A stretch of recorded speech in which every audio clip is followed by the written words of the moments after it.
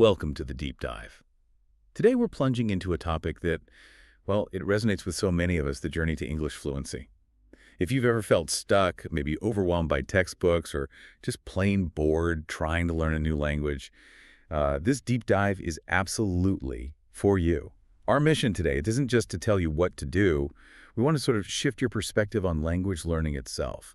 We're going to unpack an approach that promises to be not just really effective, but genuinely fun, natural, and, well, radically different from what many consider traditional learning. Absolutely. What we've looked into today really challenges some core assumptions about how we acquire language. It points towards a surprisingly efficient path forward, one that avoids a lot of the usual frustrations. Okay, so get ready for some aha moments, because we're about to show you how learning English can feel less like work, less like a chore, and more like an adventure. And we're talking about hitting that crucial 95% understanding threshold, but doing it in a way that feels, well, almost effortless. Now, let's be honest for a second. For many people, when you say learning a new language, what comes to mind? Probably endless vocabulary lists, maybe grammar drills, or hours in a classroom staring at a board. I mean, who hasn't stared blankly at verb conjugations feeling their brain just melt? Or, spent ages trying to memorize words only for them to disappear by morning? It can be exhausting. You're hitting on a real pain point there. That's a very common experience. And what's fascinating is that the usual advice, the traditional methods often lead people down these inefficient paths. But what if I told you that to understand, say, 95% of everyday spoken English, so conversations, movies, most articles, you really only need to know about 3,000 words? Wait, hold on. 3,000? That sounds tiny. For a language with, what, hundreds of thousands of words, how does that work? Is it just the common words or understanding context? My gut says that can't be enough. It's precisely because of word frequency. You hit the nail on the head. It's the common words. Think of it like the 80-20 rule for language. A small percentage of words do most of the heavy lifting in just a conversation. Words like the, is, to, and, a.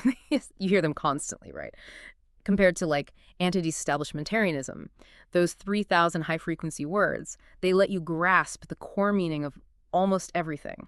So the real question becomes, how do you learn those key words effectively without the slow, boring, often expensive traditional methods? Right, so it really does seem like a lot of what we've been taught isn't just inefficient, it's actually demotivating. It just kills the enjoyment. It turns something that should be exciting into a total slog.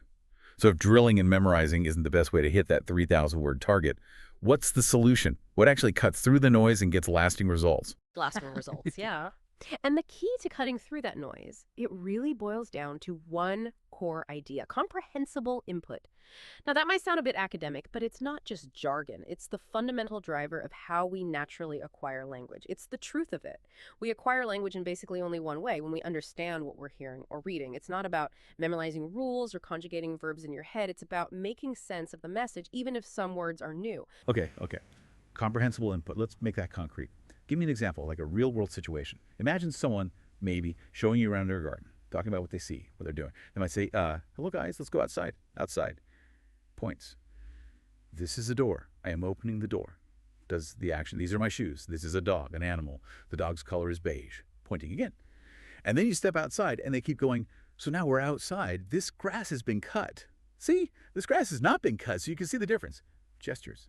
This grass is taller. It's taller, not cut. This grass is shorter. It has been cut. More pointing. Now, these are trees. These are lemons. And this is a car. There's someone inside the car. You see inside. You can also call this a pond. It's a pond of water. Right. So even if you didn't catch every single word there, your brain is already working, already learning. Think about it. You've got the visuals, the door, the dog, the grass. You've got the context opening, pointing, comparing. There's repetition: taller, shorter, cut. You're grasping the meaning, the gist of it, right? You could probably figure out what beige means or pond just from the situation. That's comprehensible input in action, understanding through context, through seeing and hearing together. Okay, I see. And what's really interesting you said is that this isn't just about picking up a few words here and there. It tackles multiple things at once, like your brain is doing several jobs without you even realizing it. How does that work? Exactly. It's incredibly efficient. This approach lets you learn vocabulary organically from context, not from lists. At the same time, you're refining your pronunciation because you're hearing natural speech patterns. Your listening skills improve dramatically because you're actively trying to understand real-world communication. And, crucially, you naturally absorb grammar rules and sentence structure without needing a textbook to spell it out. Your brain just figures out the patterns implicitly. And maybe the most important benefit, you start thinking in English, processing directly without translating in your head, all without the boring lessons. Wow.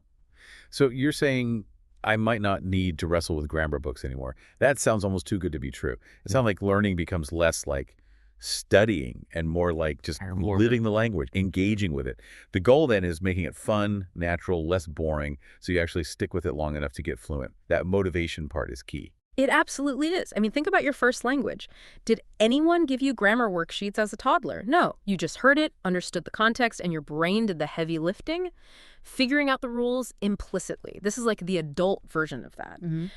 And this focus on comprehensible input, it's universally applicable. Whether you're a total beginner or intermediate or even quite advanced looking to polish things out, focusing on input you can understand helps you progress faster. It's about optimizing your language exposure wherever you are in your journey. Okay, this makes a lot of sense. So if comprehensible input is the core idea, how do we actually do it? How do you integrate this into daily life without it just becoming another task on the to-do list? You mentioned a 3-step strategy, something practical people can follow. Yes, exactly. It's a simple but really effective 3-step strategy to turn this theory into action. Step 1. Immerse yourself in comprehensible input experiences. This means actively seeking out and watching real-life content. Video vlogs are often great for this, especially ones designed to be interesting. Think about topics you like: travel, adventure, cooking maybe, but look for creators who speak clearly and use visuals. The key is finding content that's engaging and largely understandable for you. As you watch, you actively practice listening. Try to get the main idea from context, visuals, actions. You can also work on pronunciation by, say, repeating phrases you hear. That's often called shadowing. Mimic the rhythm, the intonation. And the great thing is, you're absorbing sentence structure and grammar naturally, subconsciously, not forcing rules. Building intuition. Okay, step 2, reinforce what you've learned. This is where smart tools come in. After you've watched something, you can use tools like maybe a specially designed AI prompt to solidify things. Think of this AI prompt like a personal, on-demand tutor. You could paste in a sentence you heard and ask, explain this idiom, or give me examples of this word in the past tense. Oh, interesting. So it's interactive. Very interactive. It can give you definitions, examples in different tenses, past, present, future, even mini quizzes to check you've grasped new words or ideas. And it's customizable. You can ask for explanations just in English, or maybe in English plus your native language, or just your native language if you're starting out. Whatever helps you understand best. Plus, you can ask it anything. Any confusion you have about English, it can help clarify. Immediate, tailored feedback. That sounds incredibly useful. So it's not just looking up words, it's really digging into how the language works right there and then. Could you give it a whole transcript and ask it to pull out the key verbs or something? Absolutely. You could ask it to identify vocabulary, explain idioms, simplify sentences, summarize. It's very versatile. It's designed to be your adaptive learning partner, helping you understand that real-world content you just consumed. It makes that just slightly challenging input truly comprehensible. Then, step 3. This one's more optional, but highly recommended for long-term memory, especially if you don't get many chances to actually speak English. This involves using something called SRS-spaced repetition software. Anki is a popular example. SRS-spaced repetition. Yeah, spaced repetition software. It's basically a smart digital flashcard system. It uses an algorithm to show you words or phrases right before you're likely to forget them. You put new words in, and it schedules reviews automatically. It's based on how memory works, making sure things stick long-term over months or even years. Or if that feels too structured, you could just review words yourself, maybe keep a notebook or a list. The point is that conscious effort to keep the vocabulary active. Okay, so immerse in understandable content, reinforce with smart tools, and then optionally use SRS for long-term recall. Wow. So putting it all together, it's a simple, powerful strategy to move forward. Not endless grinding, but smart, engaging exposure. That really blows my mind, actually, thinking about how much more efficient that sounds. And it's not just theory, its effectiveness is proven. Research, people like Stephen Krashen have shown for decades that this kind of comprehensible input is way more effective. We're talking maybe 4 times more effective than traditional classroom methods. 4 times? Yeah. Traditional methods often overload you with explicit rules, dry exercises. Comprehensible input taps into our natural implicit learning systems. It's just how our brains are wired to learn language. Yeah. Much more efficient, less effortful mentally. So think about that. A 10 or 15-minute engaging video packed with input you can mostly understand could be worth up to an hour of traditional class time. All those evenings I spent conjugating verbs, maybe they were optional. And the best part, depending on the resources you pick, like free vlogs or online tools, this approach can be completely free. That's an incredible return on your time. It really shifts learning from a burden to something you might actually look forward to. Exactly. Connecting this to the bigger picture, it means the path to fluency doesn't have to be this awful uphill struggle. It doesn't need to be expensive or boring or overwhelming. It can be enjoyable, efficient, a natural progression towards your goals.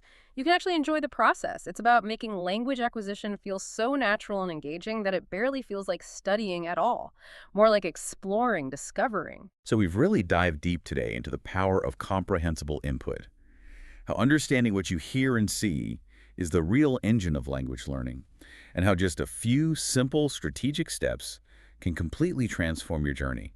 It's about active understanding, not passive memorizing, leveraging how your brain wants to learn. And it does raise an interesting, broader question, doesn't it? If understanding is so absolutely critical for language acquisition, what does that suggest about how we learn complex subjects in any field, beyond languages?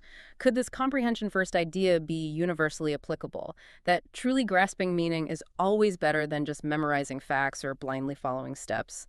Something to think about. Absolutely. And remember, you will be fluent one day. You really will. You just have to keep trying, keep going, and don't give up. Keep exploring, keep understanding, and keep diving deep into the things that truly interest you.